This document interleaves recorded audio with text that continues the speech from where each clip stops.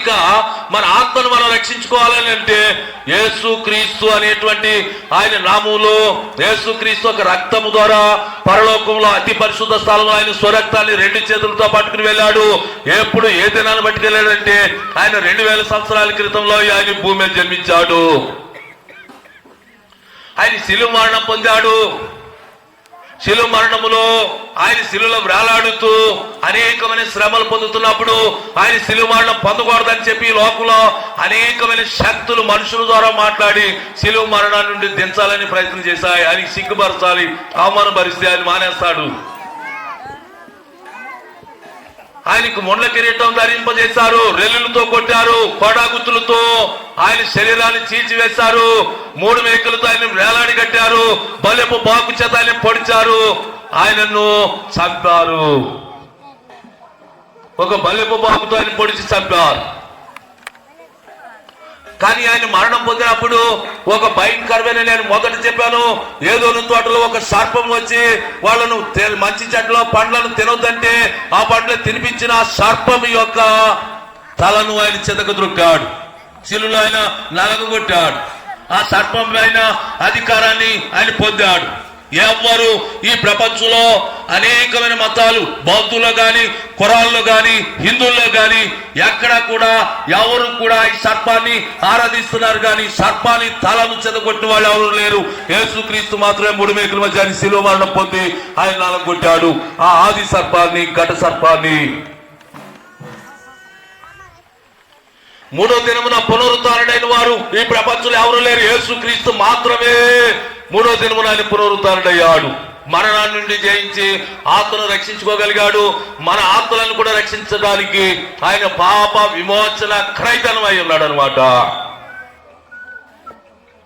అందుచేత యేసుక్రీస్తు 3వ దినమున పునరుద్ధారుడైన వెంటనే పరలోకం వెళ్ళి ఆయన స్వరక్తాన్ని చేతబట్టుకుని వెళ్ళి ఆ అతి పరిశుద్ధ స్థలంలో ప్రోత్సహించాడు కనుక ప్రపంచంలో ఉండేటువంటి ప్రజలందరికీ ఈ దినము కూడా ఆ స్వరక్తం ప్రోత్సహింపబడుతుంది. ప్రతి ఒక్కరిని కూర్చి ఆ స్వరక్తము చేత పాప పరిహారం కలుగుతూనే ఉంది.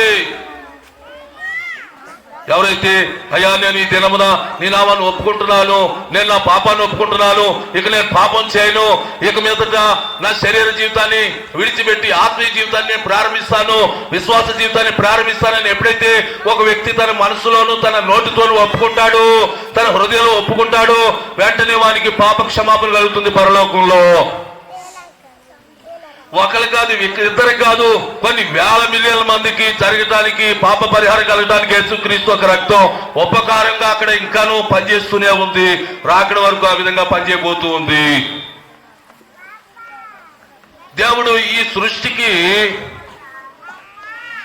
ఎందుకంటే ప్రతి కుటుంబంలో ఒక అబ్బాయి జన్మించాలని ఆశపడతా, అబ్బాయి పెద్దవాడైతే ఏమో చేయాలని ఆశపడతా, వివాహం చేయాలని ఆశపడతా, వివాహం జరిగాక ఏం కావాలని ఆశపడతాం, మా అబ్బాయికి పిల్లలు పుడితే బాగుండు.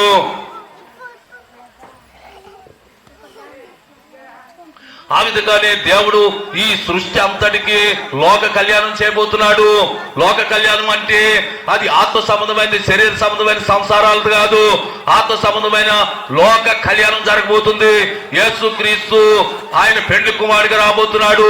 భూమి మీద అన్ని దేశంలో ప్రజలంతా కూడా మహిమ దేహాలతో ఆయన 2వ రాకడలో ఆయన ఎదుర్కోబోతున్నారు.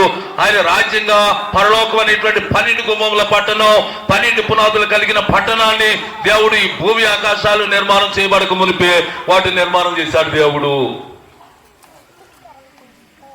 గనుక ఆ పట్టణానికి వచ్చి దేవుడు ఆహ్వానిస్తున్నాడు. ఆ పట్టణానికి మనం చేరాలి. దేవుని ఉద్దేశం ఏంటంటే, ఓ మానవుడా, నీ పాపం ఎంతవరకు నీకు తెలుసా?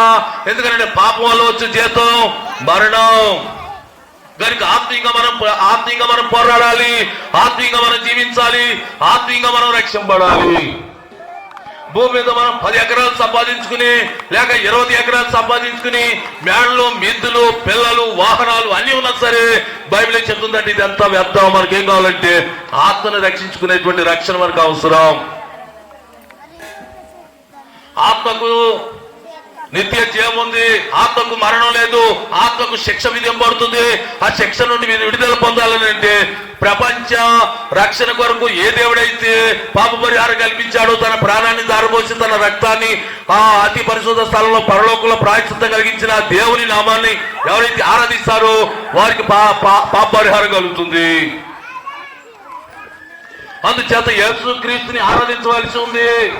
యేసుక్రీస్తుని ఆరాధిస్తే ఏం జరుగుతుందంటే నిత్య జీవం కలుగుతుంది, పాప పరిహారం కలుగుతుంది. నువ్వు అడగకుండానే ఒక్కొక్క సమస్య నీ కుటుంబం నుండి విడుదలవుతుంది. నీ మనోనేత్రాలు వెలిగింపబడతాయి, నీకు జ్ఞానేంద్రియములు ప్రారంభమవుతాయి. జ్ఞానేంద్రియములు, జ్ఞానం, ఆత్మ యొక్క జ్ఞానం, దేవుని యొక్క జ్ఞానం నీ జీవితంలోనికి వస్తుంది. ఎందుకంటే మనం అంతా దేవుని పిల్లలం.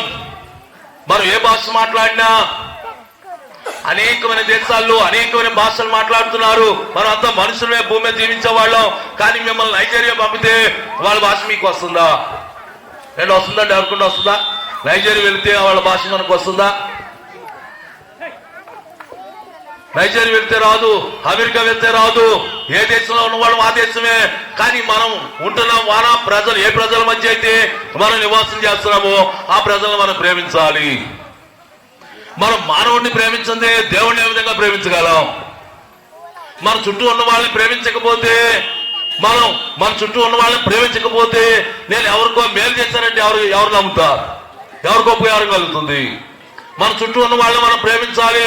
ఈ క్రైస్తవం ఏం చెప్తుందంటే అందరూ ఒకే మనిషి నుండి వచ్చాం, అందరూ ఒకే దేవుడి నుండి మనం జన్మించాం, కనుక అందరినీ కూడా మనం ప్రేమించాలి అనేటువంటి ఉద్దేశం బైబిల్ మనకి బోధిస్తూ ఉంది. కనుక మీరంతా దేవుని పిల్లలు, ఎవరు బలహీనలు కాదు. దేవుడు మనకి ఇచ్చిన ఈ దేహం చాలా విలువైనది. కానీ వ్యాధి చేత చెడిపోయి పాడైపోయి ఒకవేళ చనిపోతే ఎవరికి ఉపయోగపడుతుంది? ఎవరికి ఉపయోగం కాదు. కానీ దేవుడు మనం జీవించాలంటే, దేవుని వల్ల మనం జీవిస్తేనే దేవునికి ఉపకారం అని దేవుడు ఏమంటున్నాడంటే మీ పాపాలు విడిచి నా దగ్గరికి రండి, నేను మిమ్మల్ని ఆస్వాదిస్తా. కానీ నేను ఎవరైనా ఇక ఈ దగ్గరికి వచ్చి మీ పాపం విడిచిపెట్టమంటున్నాడే దేవుడు, నువ్వు విడిచిపెట్టు అని అంటే ఈయన ఏమంటాడంటే నేను ఏ పాపం చేశాను చెప్పరా పాస్టర్ అంటాడంట. ఏంటి అంటాడంట? ఎందుకనంటే పాపం చేశానంటే ఒప్పుకో. ఎందుకనంటే మనం రోజు చేసేది మన చూపు వల్ల, ఆలోచన వల్ల, చేతుల వల్ల, నడవటం వల్ల, మనం చేసేటువంటి నోటి మాటల వల్ల ఏదో పాపం రోజు చేస్తూనే ఉంటాం. అందుచేత యేసుక్రీస్తు పాప పరిహారై ఉన్నాడు.